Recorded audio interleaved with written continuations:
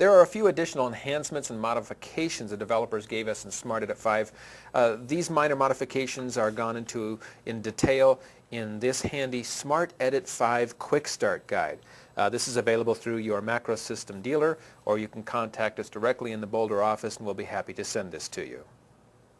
Lastly, we would like to finish this tutorial by focusing on the great capabilities that Smart Edit 5 gives us in working with the HDV footage. As we mentioned in the beginning of this tutorial video today, Smart Edit 5 is focused on working with the HDV signal, otherwise known as high definition video. This is high definition, high resolution, really crisp looking colors, beautiful images provided on a subset of camcorders available by manufacturers from range from Sony, Canon, and JVC at this point in time. All three of these camera manufacturers export this high-definition video signal out via a FireWire cable. It's the same FireWire cable you've been using previously, and it's the same FireWire port on the front or rear of the Casablanca unit you're working with. Here's how Smart Edit 5 works. First thing I want to do is I want to go to an empty project. For example, I'm in project 5 right here, and I am personally going to choose, let's just call this HD test. That way I know that this particular project is going to include high definition video material. Next thing I want to do is identify and select that this is an HDV project. That sets aside this one specific project for HDV editing. Now you'll notice on the same hard drive you can have SD, standard definition, and HD projects in place on the same project.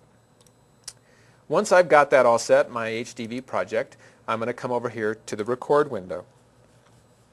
Now prior to this little demonstration, we connected up a HDV camera via FireWire with our Casablanca. Now we, as well as all the other equipment manufacturers, I recommend you do not hot swap your FireWire cables, which means you do not connect the FireWire cable while you have your Casablanca and your camera turned on at the same time. A small spike of voltage can go down the cable and damage either your Casablanca and or your video camera. So have one of those turned off when you make that connection, please.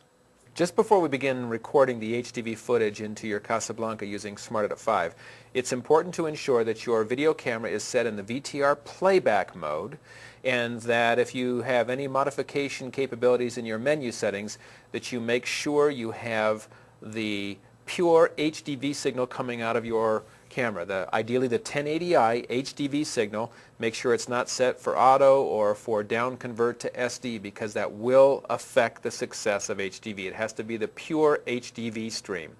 So to begin officially here, we're going to go ahead and roll the camera in playback, and I can do it from the menu by clicking on the DV playback button. And then I'm looking at my camera viewfinder and I see that the footage begins, so I can click on the HDV recording button. Okay? Now it is actually recording the footage into the system, and you can see that by virtue of the timer going on here. You are not seeing a signal in your window. When you see a blank screen, it's okay. The pure HDV signal is so highly compressed and so sophisticated, we can only begin viewing and working with it once it's on the system. When I've recorded enough footage, I click stop, and then I can stop my deck as well.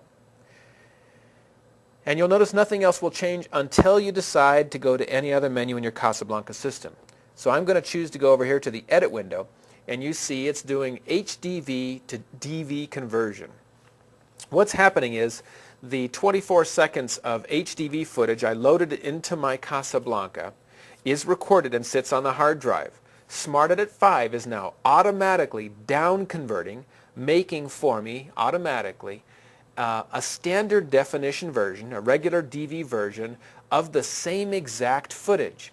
Both those files will be sitting on my Casablanca, and in Smart Edit 5 I'm actually working with the SD footage, the standard definition footage, and Smart Edit 5 is essentially copying all the choices, all the edits, all the trims, all the effects onto the high definition signal, which sits essentially in the background.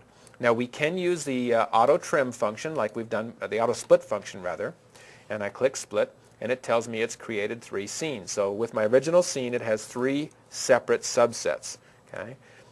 If you are using an HDV camera and you are down converting in the camera and bringing it to SD footage, the auto split function will not work because the camera manufacturer has essentially disabled that with the down conversion technology that they're using within the camera. But you can see right in front of you what you just saw was an auto split of the HDV footage. Now that process where Smart Edit 5 creates that SD file will take a longer period of time if you're bringing in a significant amount more footage. And depending on the Casablanca editor you're working on, the faster the processor, the faster that process will take. So again, I'm working on the Renome Plus. That procedure goes quite rapidly. That'll go much slower on, for example, an Avio. When you're working with an HDV project, it is important to have the smart rendering function turned on. And here's why. I'm going to go ahead and select a short 1 second long scene, and I'm going to go ahead and employ this fog filter. And you can see a preview. It's this nice fog effect here. It's one of the effects packages. When I click OK, you're going to see it create the original fog effect, and then it takes a little bit longer time to create an HDV copy of that same effect. Remember I said it's going to work on the SD and then the HDV. You're only seeing the standard definition file. The HDV is saved on the hard drive in the background when you finish the project. Now you see that it took a few moments. If that was a longer scene and a much more intensive effect, I would have to sit and wait for that to occur. So let's go ahead and show you. If I turn on the smart rendering function, which you're going to get by going to System Settings, Smart Rendering, and engaging the function by checking the box. Then I'm going to come over here, and with Smart Rendering affected now, I'm going to create that same effect. Only way I'm going to know is I'll see the little icon at the top right corner telling me Smart Rendering's working. I can go about my rest of my work, and it's not going to slow me down or stop my process. And when it's all done, it'll give me that clip right here in the scene bin.